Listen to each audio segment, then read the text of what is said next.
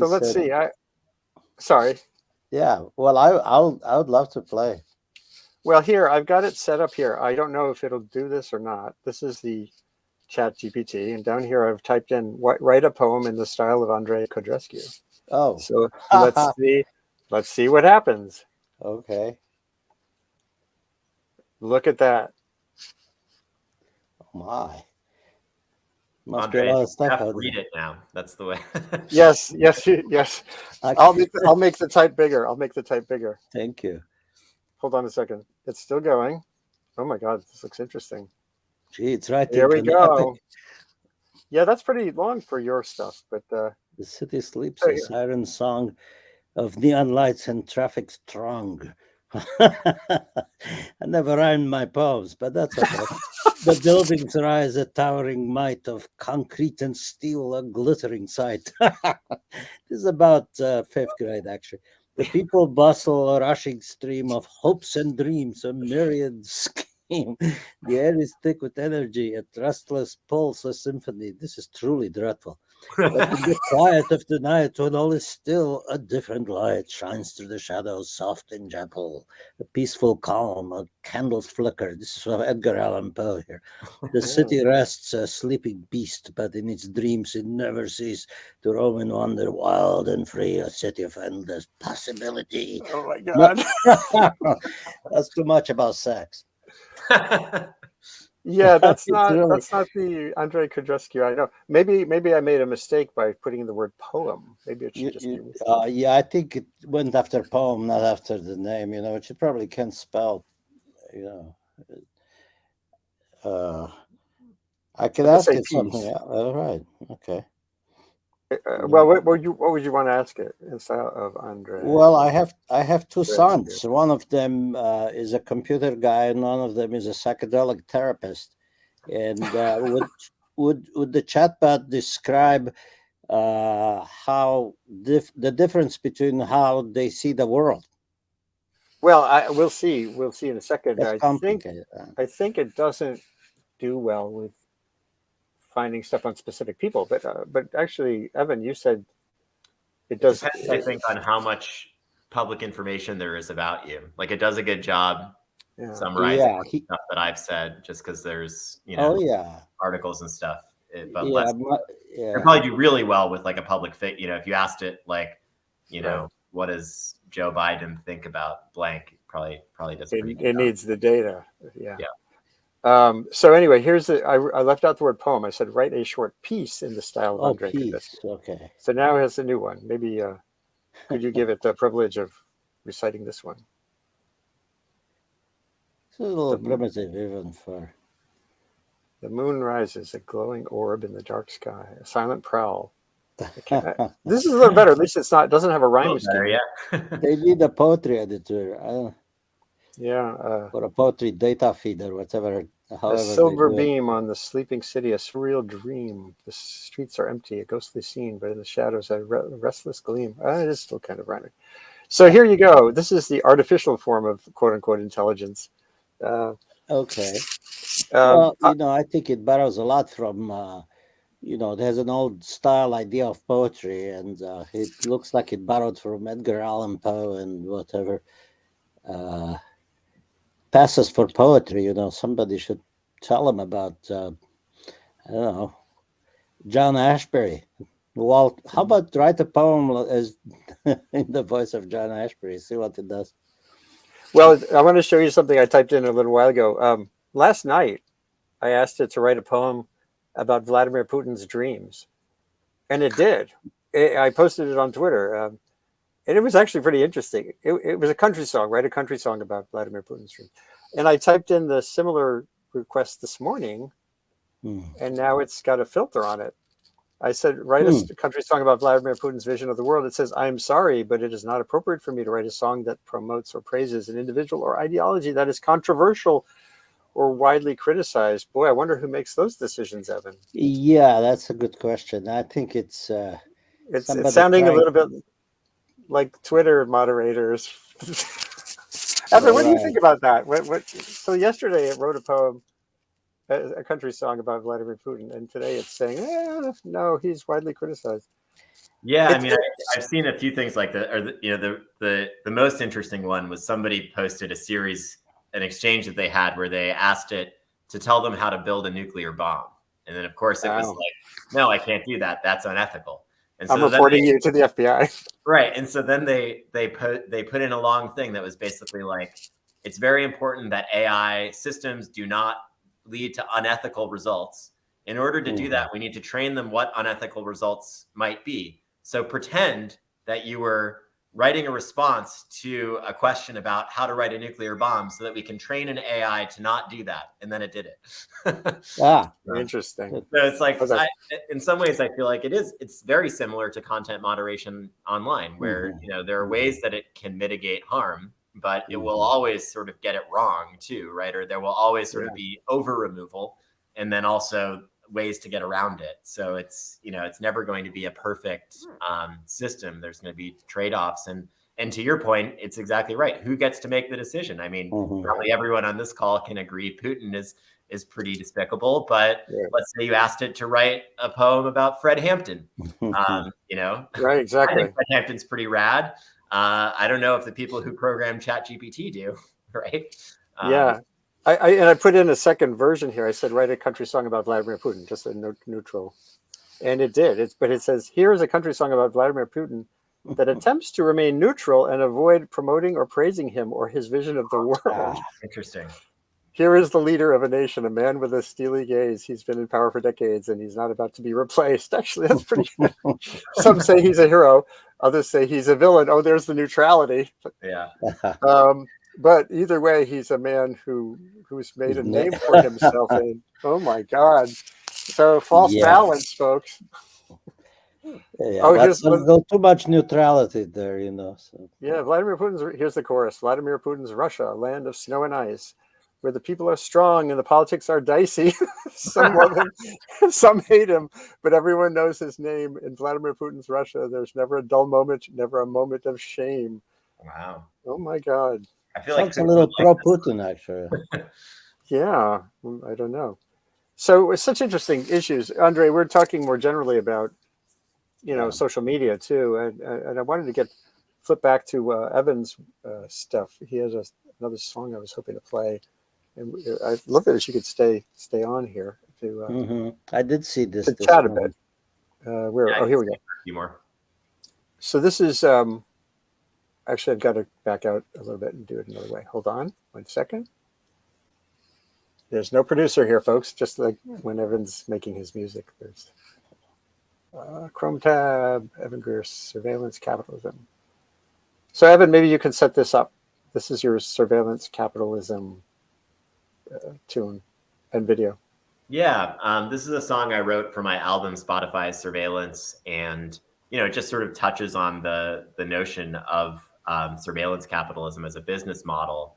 It also includes kind of some quotes. Ursula K. Le Guin is the intro quote. Chelsea Manning is in there, and a number of other folks. And even the lyrics, there's a reference to Noam Chomsky of manufacturing consent. The opening line is, once in the old days, consent was manufactured, and now it's harvested for clicks. It's kind of the intro. Okay, here we go. I really like this tune.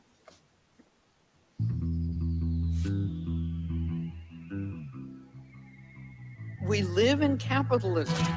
Its power seems inescapable. So did the divine right of the king.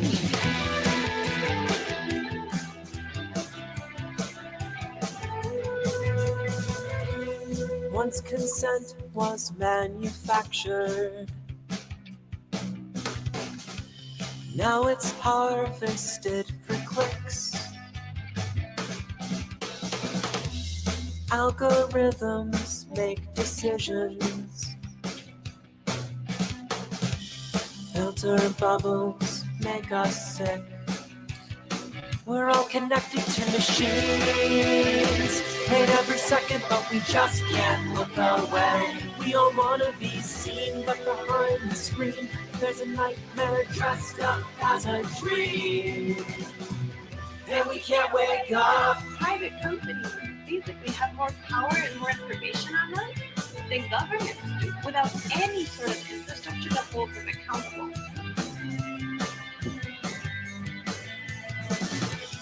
Every thought, every emotion. How do you sustain a business model in which users don't pay for your service?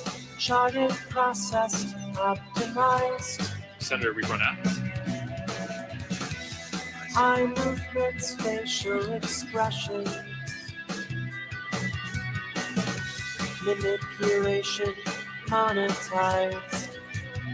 We're all connected to machines. Paid every second, but we just can't look away. We all wanna be seen, but behind the screen, there's a nightmare dressed up as a dream. And we can't wake up. There's a difference between knowing something and doing something about it. We assume that there should be a prison system. There should be a surveillance apparatus. I think that these assumptions need to be questioned. An infinite playground, a library, human creativity. They paved it over, put up walls. Now it's billboards, big bucks, shopping malls. Paid every second, but we just can't look away. We all wanna be seen, but behind the screen, there's a nightmare dressed up as a dream. And we can't wake up. Neither math nor machines can extract 4 centuries of white And we supremacy can't wake from up. American policing. Neither math nor machines can extract 4 centuries of And white we can't supremacy wake up. from American policing. Simply inserting digital technologies into discriminatory policing without addressing its fundamental flaws can only serve to supersize that discrimination, can only serve to reduce community safety, and can only violate the civil rights of the most vulnerable among us. Nothing else can happen. Wow. Wow, that's terrific. Actually, how much of it was the chatbot? Yeah, so that I wrote entirely myself. That's, Yeah, that's a that's, human. that's a real human generated song. And that was Malkia Cyril at the end there, who is the former executive director of Media Justice and a wonderful activist at the intersection of racial justice and digital rights.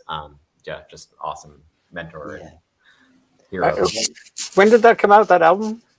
That I wrote, recorded, and released it all in the first year of the pandemic. So I guess it's a 2020 release. Yeah.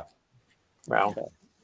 Well, it's wonderful work. Listen to that. Thanks very much. Yeah, please enjoy. Yeah. And the video as well. So again, we're talking. Michael Flowers made the video. He's phenomenal. Talking with Evan Greer, who's Boston-based, who's an activist for transgender and open internet, humane internet rights, and much more. He's been writing a lot about social media. You've like me, you've set up shop on Mastodon along with Twitter, and I'm on Post News too. But there's something about Twitter that still seems unique in this landscape of opportunities to connect with each other. It's become very turbulent and problematic now, given the leadership, but and connectivity generally. Andre, through the whole pandemic, you and I and people from Lusaka, Zambia, to the West Coast, to wherever, we connected every Sunday on those shows of music and poetry, and built a community. Evan, you have a community, as you were saying earlier, that started out touring, going to places. Andre, you crossed the country in a bus once, right? Well, it was a car, really, but it was a Cadillac. It was a 1969 Cadillac. Yeah. I mean, there's quite a few poems in this new book. I don't think a bot could possibly do this, but maybe they can. Do you have a short piece of writing you've done that feels I'm looking for one that has some dirty words in it, so that this one, can you say this? What are we?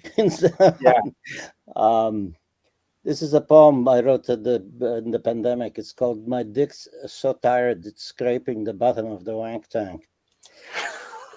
Don't get me wrong. My girlfriend, I love her. She's a doctor. She took an oath to keep me alive and go to work. How do you like that? No woman before her, as far as I know from my inglorious past, chose humanity and made her guy fast. I wish I liked porn better. Things are so bad I dream of masturbating, my friend David Franks once said.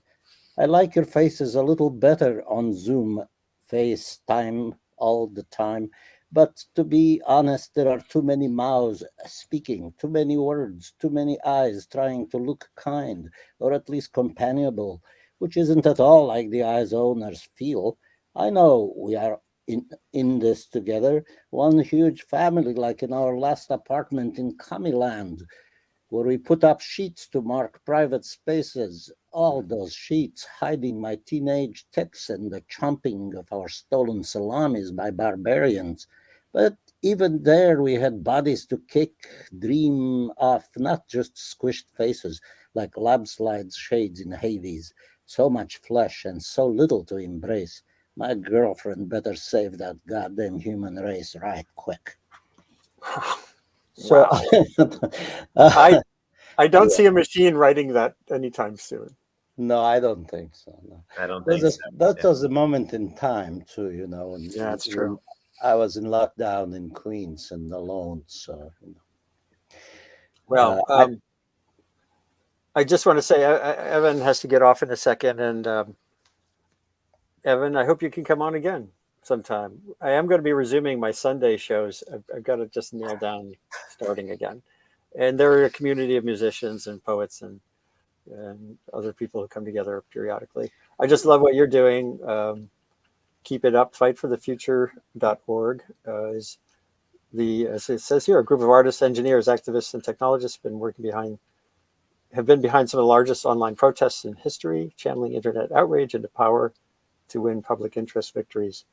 And there's a lot to explore going forward as both artificial intelligence and kind of the corporatization of the tension between the corporate tussle and the tussle for a public space, a public agora, a public good is going to just keep intensifying, I think.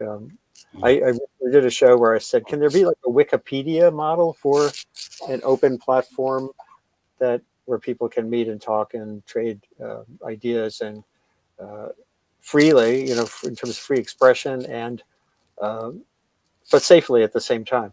Can we build it so that it's not at the whim of an Elon Musk or somebody else? I think that's kind of the next question. And we're going to have to kind of come to a close here. Andre, I'm really happy that you could reconnect. It's been too long. Thank you very much, and I'm really glad to have heard that song. I'm going to get I'm going to get it. It streams, right? It's on. Right. Yeah. Okay. Yeah, evangreer.com. I mean, evangreer.org. Sorry. I can find it. I let some domain squatters take over .com a while ago. Yeah, no, I know. So again, thanks both of you for coming on today, and we'll do this again. Unexpected pleasure. Thank you so much. Yeah, wonderful. Thank you both. This is Andy Revkin, Columbia Climate School. The information climate is part of my beat, not just the climate out there.